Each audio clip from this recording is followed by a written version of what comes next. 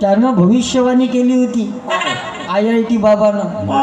कोणती भविष्यवाणी? आज भारत हारते म्हणे आणि भारत जिंकला असं का? ह्या भविष्यवाणीवर काही विश्वास ठेवू? अंदाजी टोले लावते. एखादं तुमचं भविष्य पाहायला की एखादा महाराज गिरा झाला का नाही काकू, तर त्याच्या कानाखाली एक झापड मारायची आणि त्याला वरून विचारायचं, मी ना तुझ्या कानाखाली झापड मारली हे तुले तुझं भविष्य पहिले काहून नव्हतं मारलं? काही चिवत्या बनवते आमच्या गोरगरीबाले.